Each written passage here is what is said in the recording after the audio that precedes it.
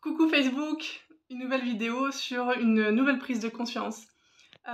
Depuis qu'on est petit, en fait, je sais pas si tu as remarqué et que tu as réalisé, mais on se fuit. On passe notre vie à se fuir. Pourquoi? Bah déjà, ça commence par le conditionnement familial, tout simplement. Nos parents nous demandent, pour notre bien, de répondre à leurs exigences, au, au cadre d'éducation qui nous proposent, qui nous imposent même parfois. Ils nous, ben, en fait, ils fonctionnent beaucoup en fonction d'eux, dans l'inconscience de qui l'on est nous, et très souvent, en tout cas moi c'est l'éducation que j'ai reçue, et pour beaucoup d'adultes aujourd'hui, et puis beaucoup de générations aussi précédentes, c'était le cas. C'était en gros, bah, nous sommes les parents, nous savons, toi tu es l'enfant, donc ben, tu ne sais rien, et c'est à nous de remplir ta tête, ton cœur, ton corps, de tout ce que nous pensons qu'il est bien de faire, d'être, de dire ou de penser. Donc déjà, tout petit, on se fuit. Pourquoi? Parce que si on est pleinement nous-mêmes, on est rejeté. Et si on est rejeté, on meurt, puisque nous sommes dépendants, nous sommes dans un lien d'attachement. Ça, c'est hyper important, cette notion de lien d'attachement, qui n'est pas un lien d'amour. Moi, quand j'ai réalisé ça, quelque part, ça m'a soulagée. Et j'ai compris énormément de choses vis-à-vis, notamment de ma mère, et de la relation très dysfonctionnelle, de son attitude toxique envers moi. Puisque, en fait, finalement, elle était toxique envers moi parce qu'elle était toxique envers elle, parce qu'elle-même s'était fuie. Et qu'elle ne se rend pas compte à quel point elle s'est fuie. Elle se fuit. Elle fuit l'amour pour elle-même. Et donc, quand, y a pas, quand on dirige un enfant avec simplement des il faut, des je pense donc il faut que tu sois comme ça, j'ai dit donc il faut que tu exécutes, j'ai besoin de, ou j'ai besoin que tu sois comme ça parce que moi ça m'apporte ça, donc j'exige que tu sois comme ça, c'est pas bon.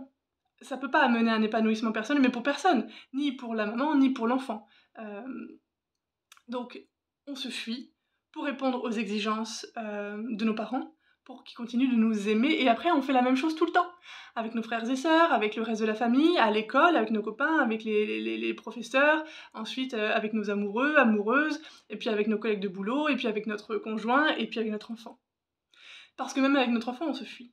Mais pourquoi il y a tant de difficultés maternelles? Bah, moi, j'en suis arrivée à la conclusion suivante, c'est que on a passé toute notre vie à se fuir.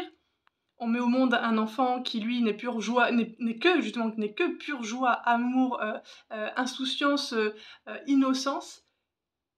Et notre reflet, bah, il est très sombre, en fait. Comment dire?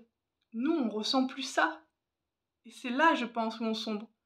On se dit, mais mince, mais où est passée ma joie? Où est passé mon amour inconditionnel? Où est passée mon insouciance, ma créativité, mon enthousiasme, ma foi, ma confiance? Ben, on la fuit. Et je pense que malgré tout, on a aussi cette conscience de se dire, mais si je n'arrive pas à retrouver tout ça, je vais m'éloigner déjà de la pureté de mon enfant, et puis je vais l'emmener... Enfin, quelque part, il y a notre petite fille intérieure aussi qui est là et qui réagit très fortement en disant, mais tu peux pas faire ça. Ne fais pas ça, puisque c'est ce que moi, déjà on m'a fait, que toi, en tant qu'adulte, tu n'es pas revenu me voir pour me consoler, pour me libérer, pour m'autoriser, pour me permettre de me retrouver. Alors s'il te plaît, je t'en supplie, ne fais pas ça à ton enfant. Moi, je pense que notre petite fille intérieure, voilà, c'est le message, en tout cas, moi, qu'elle m'a transmis, et je suis sûre que c'est ce qu'elle t'a transmis aussi à toi. Et puis après, voilà, tu vois, finalement, toutes les difficultés que tu peux rencontrer dans ta maternité, dans ton lien mère-enfant, ou peut-être même dans ton couple, ce ne sont que des rappels à revenir à toi, à qui tu es, à cette joie, à cet amour, à cette puissance, à cette confiance, à cette foi, à cette lumière qui est en toi et que tu es. Mais sauf que on se fuit parce que ça fait mal de ne pas être pleinement qui l'on est. Du coup, on est piégé, c'est ça qui est compliqué. Mais nos enfants sont merveilleux puisqu'ils nous invitent.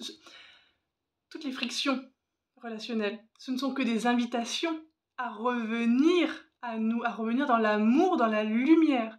Et quand on comprend ça, je pense que c'est là où le jeu relationnel, justement, est d'autant plus passionnant, intéressant et joyeux avec notre enfant. Oui, bien sûr que c'est pas facile à chaque étape bah ouais, de revenir, parce qu'on voit aussi le carnage dont on est responsable, parce que enfant, on n'est pas coupable ni responsable de comment quelles ont été les attentes et les demandes de nos parents. On n'est pas coupable ni responsable d'avoir des parents qui n'ont pas la conscience que nous, on peut avoir aujourd'hui dans notre maternité.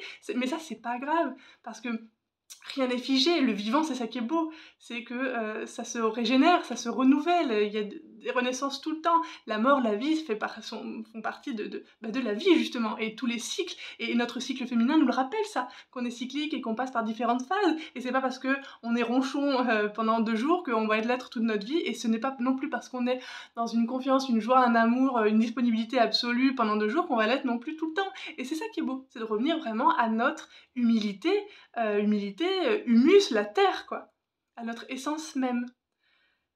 Et c'est toute cette connaissance-là que je t'apporte d'ailleurs dans les accompagnements, que je vais t'apporter bientôt dans un accompagnement en ligne collectif pour aller décoder les secrets de ton lien mère-enfant, qui permet d'accepter ça, et qui nous permet aussi de manière peut-être plus joyeuse, plus ludique, plus facile, plus légère, plus passionnante, d'amener de la curiosité à se dire « mais attends, mais en fait, mais moi, mais qui je suis réellement au-delà de tous ces conditionnements qui m'ont fait fuir, ma grandeur, ma splendeur, ma puissance ?» Mais là, il n'y a rien d'égotique ni de prétentieux, hein. On l'est toutes et tous, on est tous et toutes puissantes. On est toutes et tous dans l'amour, nous sommes tous des âmes dans des corps. Nous sommes des âmes incarnées. Et donc de revenir à qu'est-ce qu'une âme, son parcours avant d'arriver sur Terre, les manifestations, et puis aussi de s'intéresser à tout ce qu'on ne veut pas en voir, tout ce qu'on fuit, tout ce qu'on n'a pas envie de voir, on dit shadow work, voilà, c'est le travail de l'ombre, mais ça c'est génial de faire ça aussi.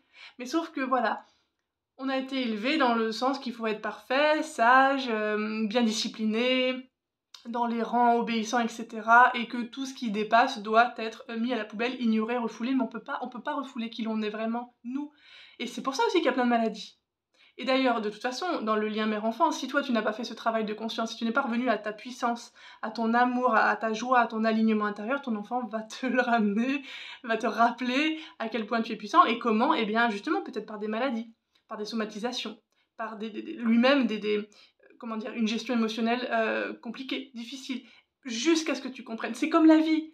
Je te le disais dans la vidéo précédente, que la prison du désamour de soi, tant que tu n'as pas compris que tu étais animé par un amour, par une énergie plus grande que toi, qu'on est relié, interrelié, et que simplement c'est la vie qui demande à passer à travers toi, à travers les blocages énergétiques que sont tes émotions non traitées, ou les émotions refoulées, ou les traumas, ou les pensées limitantes, etc.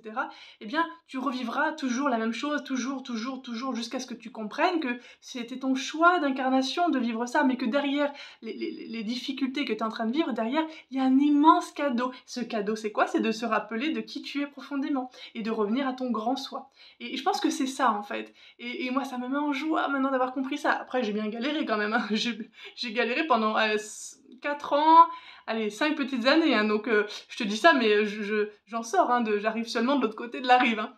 Mais d'ailleurs c'est pour ça que mon message est encore plus puissant, c'est parce que ce n'est pas que de la théorie, c'est du vécu et je pense que tu le ressens ça. C'est du vécu. Moi, la dépression postpartum, je connais le syndrome post-traumatique, je connais l'accouchement traumatique, je connais la dépression, même avant quand j'étais plus jeune, je connais le lien maternel dysfonctionnel et toxique, je connais le désespoir, la nostalgie, je connais les envies suicidaires, je connais les difficultés relationnelles, le désamour de soi, le contrôle de son corps, le contrôle de ses pensées, je connais.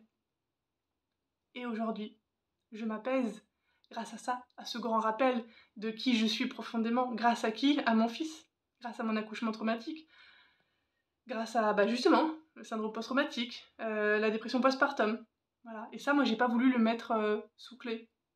J'ai passé 5 ans à me poser tout un tas de questions, mais pas pour pleurer sur mon sort, mais pour comprendre et en fait, utiliser cette énergie et ce qui se passait, le fait que c'était à moi, ça m'appartenait, même si c'est quelque chose de sombre, de quelque chose de douloureux, mais c'est à moi, c'est ma vie.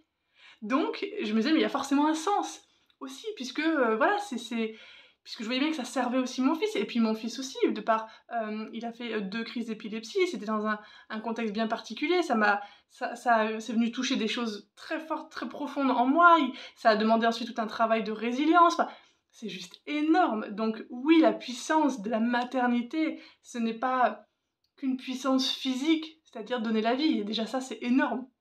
Mais moi, c'est vrai que mon truc, n'étant pas doula, n'étant pas accompagnante périnatale, mon truc, c'est je sais pas, entre guillemets, le confort psychique, tu vois, de la relation mère-enfant. Parce que plus on est bien, plus on est en paix, plus on est en amour, plus on est dans la joie de vivre, et ben plus les choses sont faciles, plus la vie est facile. Ça veut pas dire qu'on rencontre plus d'obstacles, ça veut dire qu'on devient des observateurs, des étudiants, et puis ensuite des enseignants pour notre enfant, et on fait feu de tout ce qu'on vit, de tout ce qu'on est, de tout ce qu'on ressent. Et tu vois, là, en t'en parlant, j'ai envie de pleurer, enfin, je suis très émue parce que dans mon ventre, je ressens ce feu intérieur et j'ai tellement, tellement, tellement envie de te permettre toi aussi de ressentir ça, de réanimer ce feu intérieur, cette joie, cet amour, cette puissance, cette présence, j'ai envie de dire, voilà, la présence, parce que quand on se fuit, on n'est pas présent à soi. Pourquoi on parle beaucoup de l'instant présent, de cultiver la présence, la méditation, etc. Mais c'est tellement important de venir de réhabiter son corps, de réhabiter ses cellules, son cœur notamment, parce qu'il a besoin de s'ouvrir. Nos cœurs ont besoin de s'ouvrir, ont besoin d'aimer, ont besoin de se libérer. Et nos enfants aussi, plus particulièrement, pardon.